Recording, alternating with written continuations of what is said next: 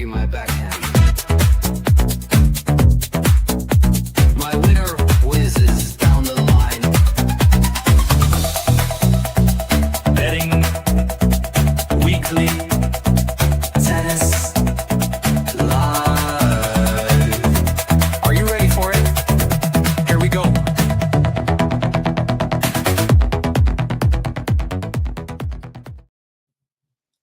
Welcome to Betting Weekly Tennis Live, brought to you in association with Bet Rivers. Before we get started, make sure to like and subscribe to us on YouTube. Tell us what you think in the comments and follow us on social media. The handle is @BecauseWeWin. And make sure you subscribe to the Betting Weekly Insider newsletter with picks on various sports from our team of handicappers. This week, it's a Wimbledon special. You'll get tips from all of us on the biggest event of the year on the tennis calendar. Ahead of that, we've got a couple of editions of Betting Weekly Tennis Live to get through. I'm Rory Jiwani. With me is Tim Dennis. We've got in-play action from the final warm-up tournaments, as well as Wimbledon qualifying at Roehampton, where there's already been a big name casualty. French Open semi-finalist Lois Boisson, one of the stories of Roland Garros. She fell to Canada's Carson Branstein, who actually beat Ludmila Samsonova at Hertogenbosch a couple of weeks back. So she's had a couple of good wins on the grass. Tim Dennis is with me, and I know we've been taking a bit of an interest in this match at Eastbourne between Sone Kartal and Yelena Ostapenko. It's not going our way at the moment, Tim. Ostapenko is set up and 4-3 up in the second. She's got a break. And Ostapenko minus 11.15, Kartal plus 650 to come back in that one. I really thought Ostapenko would struggle in the conditions and against an opponent like Kartal, but she's producing the goods, Tim. Yeah, hi Rory. Yeah, not the greatest start to this show. I guess keep bringing bad news about Kartal. I think she was half asleep for the start of that game, and she was quickly 5-love down, and she actually got to juice at 5-3 to get it back on serve if she could have broken there. But yeah, Ostapenko managed to see it hold out that set, and she's just broken Kartal, I think, to go 4-3 up. So she's a break up in the second set, and she looks to be making her way towards the next round. Still a bit of hope because we know Ostapenko can hit unforced errors at will. So still not done yet on your outright pick, Rory. So we can cheer her on in the next few minutes. Yeah, Kartal was my outright pick for Eastbourne. She did actually break back. She broke to love for 3-all in that second set, and then Ostapenko broke straight back to 15 for 4-3. So could be some action left in that one. A good match going on in Bad Homburg, which is the bigger of the two women's tournaments this week. Emma Navarro took the first set against Naomi Osaka, and the Japanese has got break point in the second set. It's 15-40 on the Navarro serve, but it could be 3-1 to Osaka if she takes one of those two break points. Navarro's just saved the first. Navarro's minus 265 to win that match. Osaka plus 205. On the men's ATP in Mallorca, I was going to say, a bit of a serve fest between Arthur Rinderknecht and Felix Auger-Aliassime. There was a break of serve each earlier in the set. Rinderknecht serving to stay in the set, and Auger-Aliassime has actually got set point. He's got advantage on the Rinderknecht serve. Auger-Aliassime minus 715, Rinderknecht plus 475. He's just saved the set point, the Frenchman. He's now plus 360. Auger-Aliassime minus 530. And on the ATP at Eastbourne, I think it's an all-British encounter. Billy Harris is a set up against Cam Norrie. So a bit of a surprise there.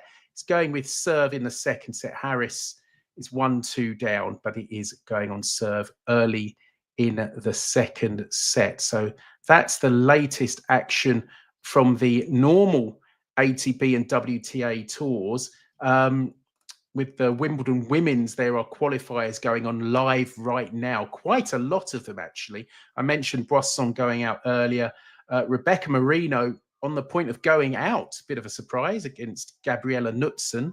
Marino, who's quite a good grass court player, but she's 5-1 down in the third set. So a bit of an upset on the cards there. That one of a number of matches going on. I think they're going to be going on till pretty late at Roehampton tonight in those qualifiers. One result to bring you up to date with earlier. Emma Raducanu dropped the first set against Anne Lee at Eastbourne, but did come back to win 6-1 in the third.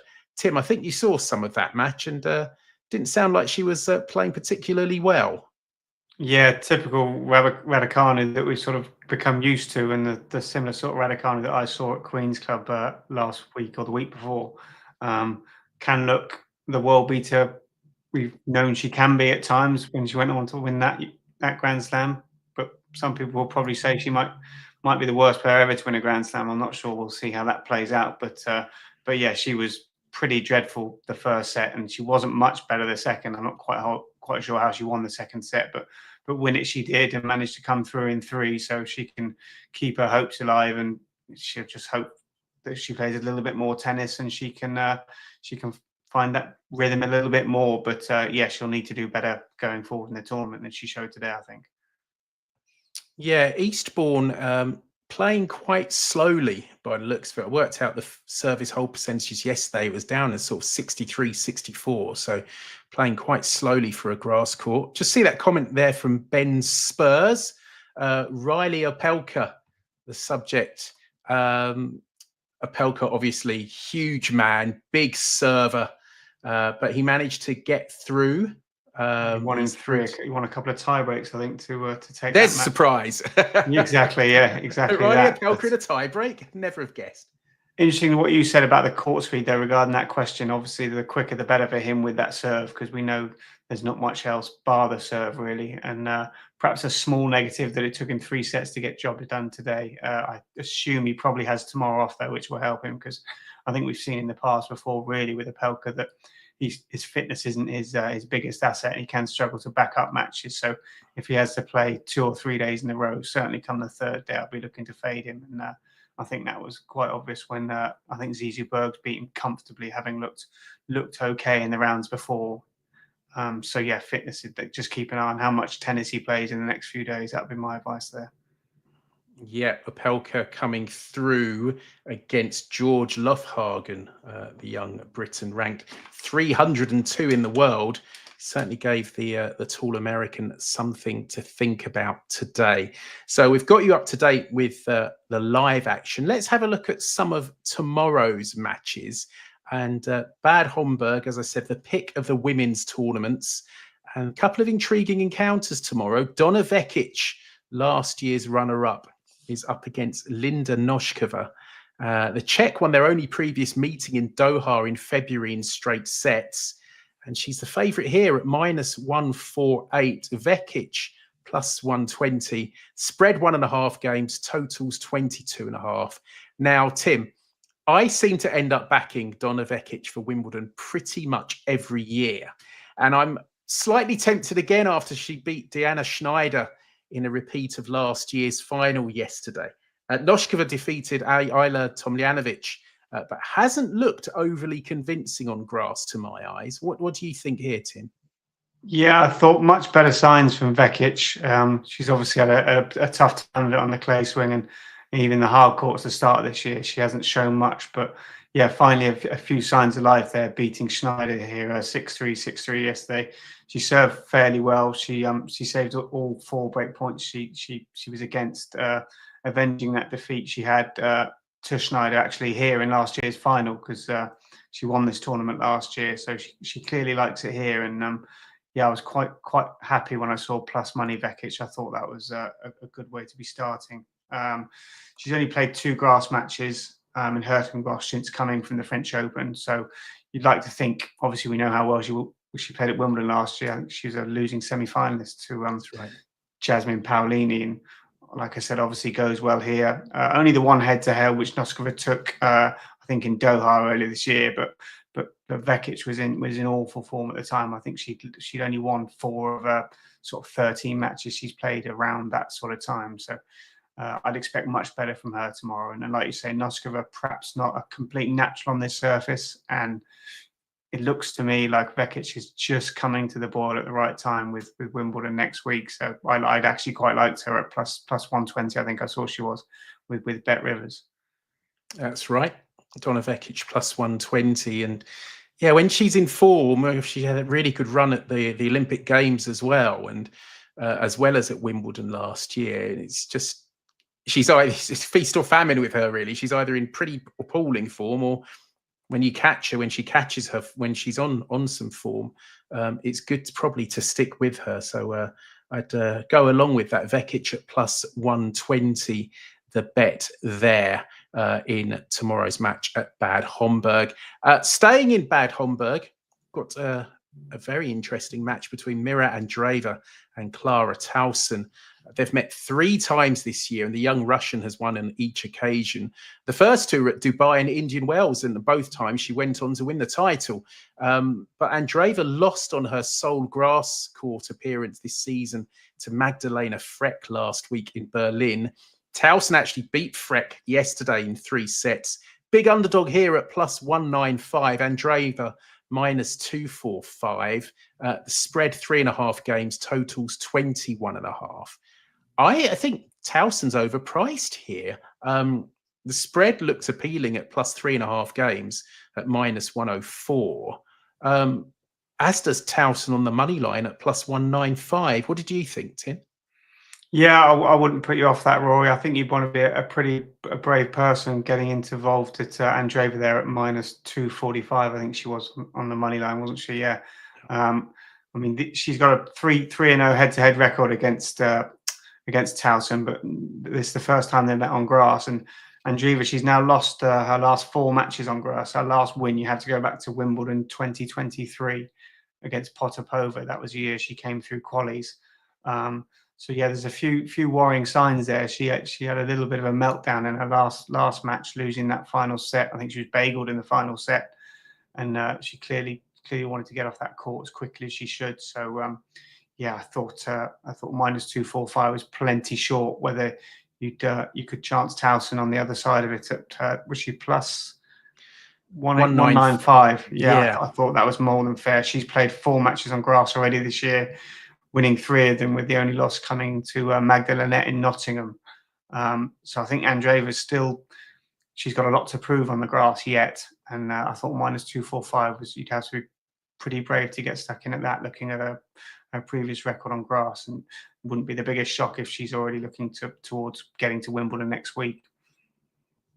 So there we are. That's the 2 women's games we're looking at tomorrow. We've got one men's match to look forward to. That's over in Mallorca. Ben Shelton up against fellow American Lerner Tien. First meeting between the 2. Shelton, obviously, big server. We know what he's capable of.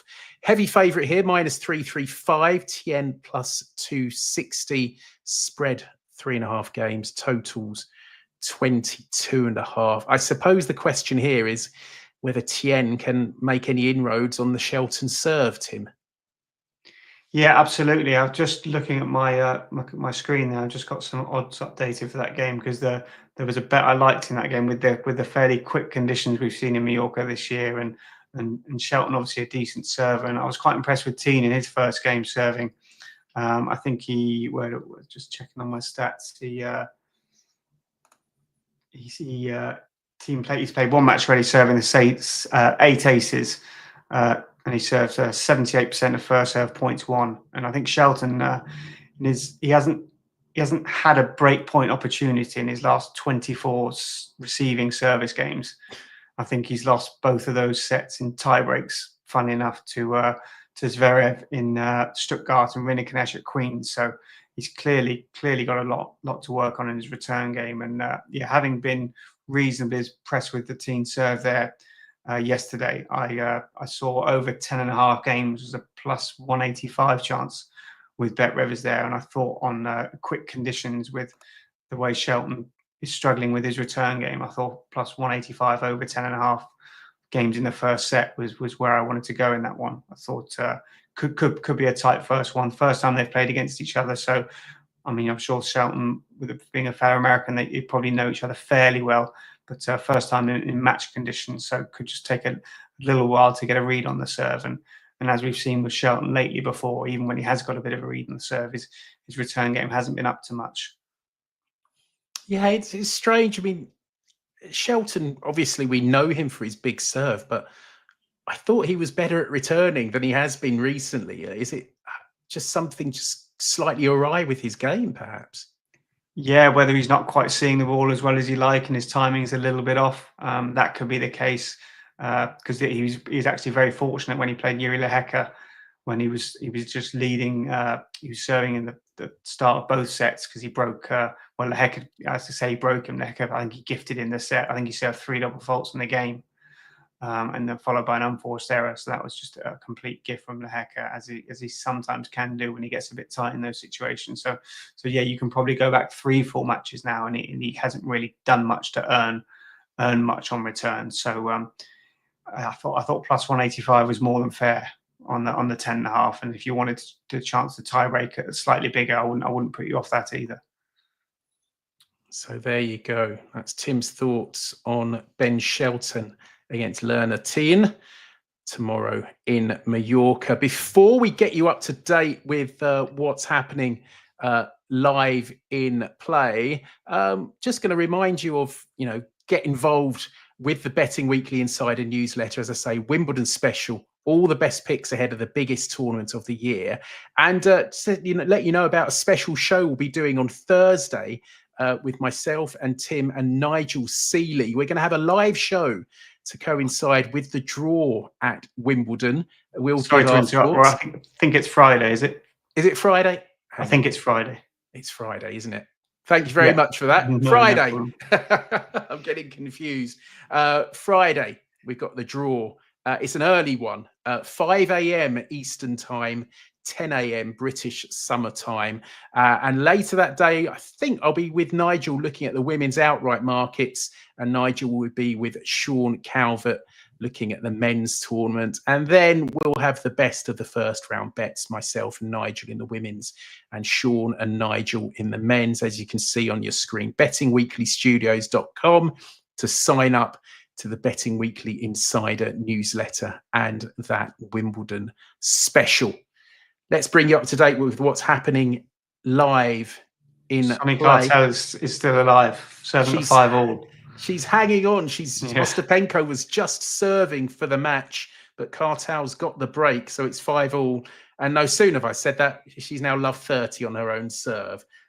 So she might be giving that break straight back. Cartel plus 475, Ostapenko minus 770. Bad Homburg, that's going with serve in the second set. Osaka 4-3 up on Emma Navarro. Navarro took the first set. Osaka plus 220 to win that match. Navarro minus 295. In Mallorca, looks like it might be going to a tie break, but Auger Aliassime will be trying to break to win it 7-5 in the first set. Rinderknech is serving, Arthur Rinderknech from France. It's 15-30, 5-6. The Frenchman plus 360, Auger Aliassime minus 530. And in Eastbourne for the men's event, going with serve in the second set, Billy Harris took the first set against Cam Norrie. Norrie serving love 15 for the Briton, although it's now 15-all. Norrie plus 140, Billy Harris minus 177. So those are the ATP and WTA matches going on right now. We've also got the Wimbledon women's qualifiers taking place. They're not at Wimbledon, they're actually at Roehampton. Interesting match involving Iva Jovic, who won, I think it was her first attempt at a grass court tournament last year. I think it was a challenge, it was an ITF 125k event. She won it. She's up against Linda Klimovikova. I hope I pronounced that right. Klimovikova. And Klimovikova's actually got a break in the first set, 4-3, although Jovic does have break point. Klimovikova plus 200, Jovic minus 286. So the American youngster still a heavy favourite despite being a breakdown. Julia Riera, clay court specialist from Argentina, going great guns against Australia's Taylor Preston. Riera set up and 3-love up in the second. Preston $18 there to complete the comeback. Doesn't look likely at the moment. And the French veteran, Elise Cornet, back from retirement. She's up against Katie Dunn. Cornet 3-2 up, although that is going with serve. The French woman -315, Katie Dunn +220. So that's you up to date. I say up to date. We're going to check in on Kartal Ostapenko, and sure enough, Ostapenko has broken for 6-5. So she'll have another opportunity to serve for the match. She won the first set 6-3, and at Bad Homburg, Navarro is 30-15 on serve against Naomi Osaka. That second set going with serve. Tim, so Eastbourne, you're saying Eastbourne not playing as quickly. I mean, the figures would suggest that from the women's side. Is that what you've seen from the men's side as well? It just not, we're used to obviously grass courts being very fast indeed, but Eastbourne did play quite slow last year for the women, and the weather hasn't been great there either. Yeah, especially with the wind making things a little bit difficult for the players. I think that whether intentionally the court speeds are a little bit slow because of the wind, I doubt that that's the case. But yeah, it's certainly a fraction slower than you'd imagine. Like you say, fairly similar to last year from what I've seen so far. Obviously, if you're a good server, that's clearly going to be an asset to you. But yeah, if you can build yourself into the point, there's still plenty of opportunities to carve out breakpoint opportunities, I think. Yeah, just bring up to date at Eastbourne in the men's event. Billy Harris has got the break in the second set, so could be an upset there. He's a set up and now 4-3 up on Cam Norrie. I know Norrie's not a grass court player, but I would have expected a bit better from him today. Yeah, absolutely. I mean, I think he want to get to Wimbledon with a bit of confidence because he beat Draper last year at Wimbledon, didn't he, in a battle of the Brits in one of the early rounds. So. And he's played some reasonable tennis for, obviously he's in the twilight of his career now, probably on the down slopes, but he'd like to get a victory here and go a little bit deeper in this competition, I'm sure. Yeah, Harris, a lucky loser at Eastbourne and making full use of that opportunity against Cam Norrie, a set and a break up, and looks like he could be heading through to the last 16. Over in Mallorca, Auger Aliassime has another set point on the Rinderknech serve. It's 5-6, and he has actually converted it. Auger Aliassime taking the first set 7-5 against the Frenchman. Rinderknech now $9 to win that match. Auger Aliassime -1667. Tim, 2 break points for Kartal here to take it to a tie break. So and she's got it. She's converted it. So into a tie break. So. It's still on. It's still alive, yeah. And we know if Ostapenko loses this set, she could all hell could break loose here because she'll be thinking she should be in the locker room already, having attempted to serve the match twice. So if Kartels can take this one, you could see some fireworks in the third.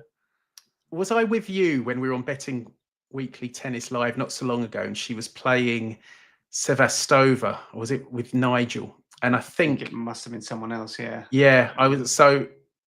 She lost the first set. I think she got back into it in the second set, and you thought, oh, she's going to win it. And then she proceeded, or she was up in the second set, and then she proceeded to lose. I think she lost 8 games in a row to lose the match. And when Ostapenko loses it, she properly loses it. Having said that, she's got a mini break at the start of the tie break. So I'll be surprised if she holds serve all the way through there, wouldn't you?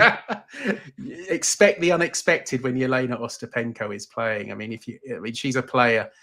I don't know if it's a good thing or a bad thing if you're betting in play with Ostapenko, because anything could happen. If you could take a position knowing full well you'll be able to retrieve it at some point.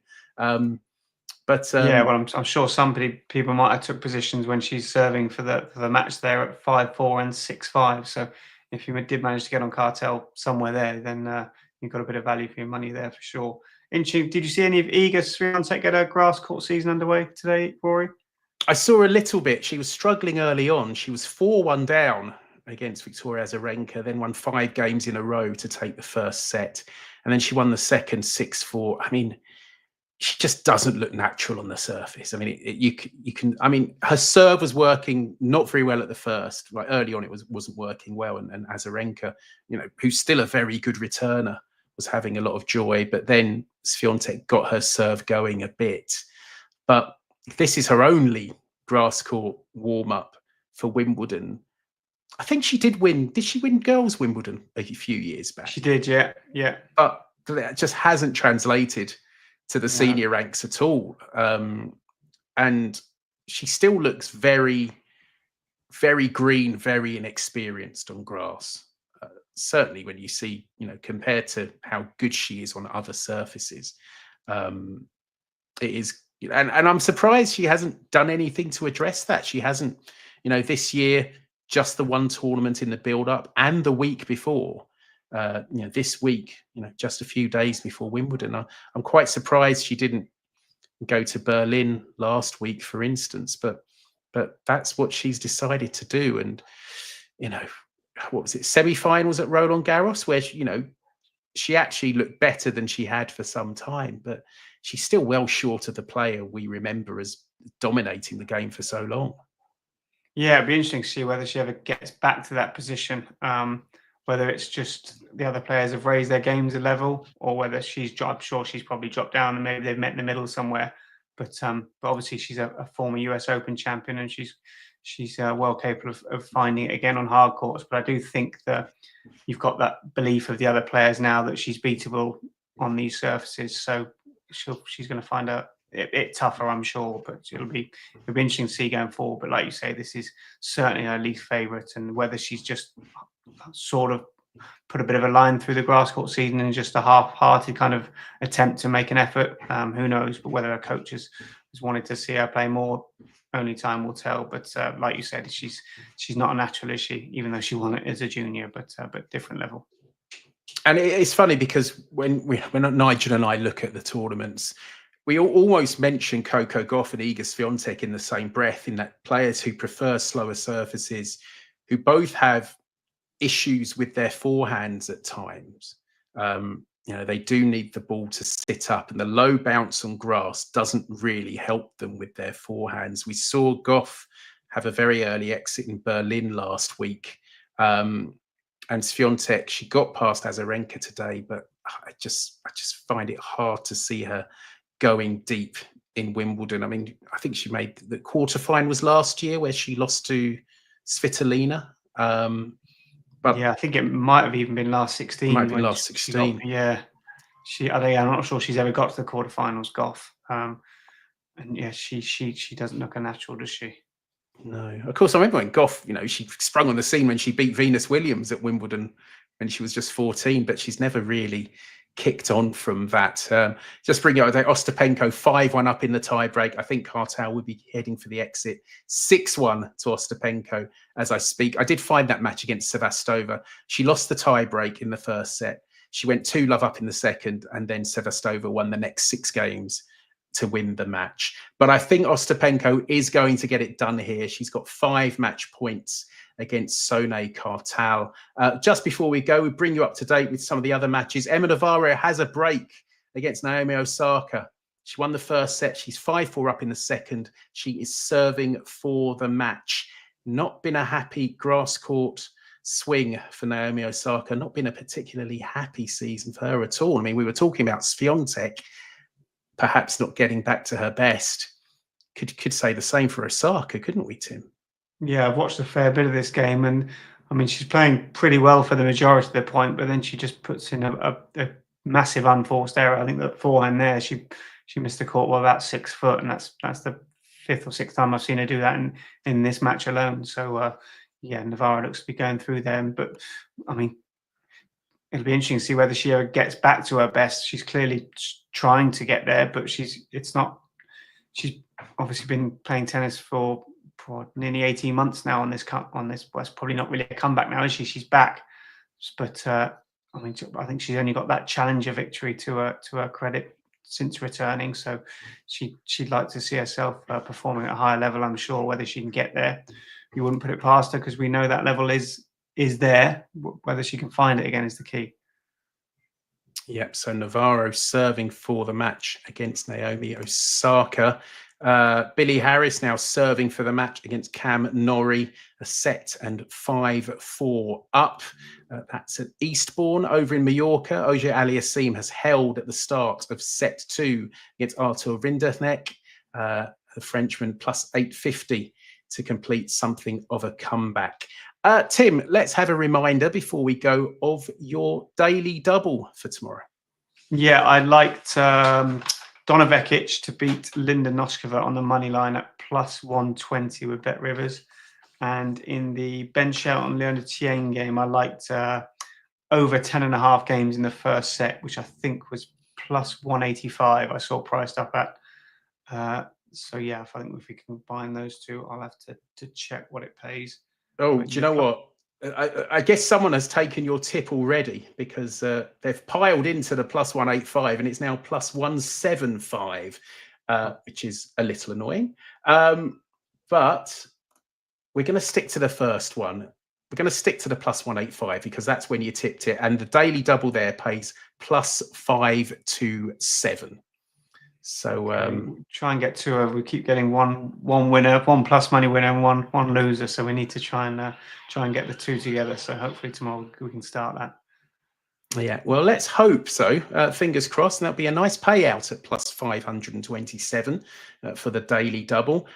Thanks for joining us as ever, Tim, and thank you everyone for watching. Just a reminder: sign up to the Betting Weekly Insider newsletter, free every week, and you can see the link on your screen there, bettingweeklystudios.com. Thanks again for your company. I think Tim will be back again on Friday for the Wimbledon draw. Friday, myself, you and Nigel. Yeah, looking forward to that, and be fascinating to see how that draw pans out, because you've got a few big players there who aren't in that short seeds. Obviously, Rebikina and maybe perhaps not Swiatek, but be still interesting to watch where they get drawn. And yeah, certainly some interest. So we're looking forward to it. And me too. Thanks very much, Tim. Make sure you join us for that. More Betting Weekly Tennis Live tomorrow. But from all of us here, have a very good rest of your day.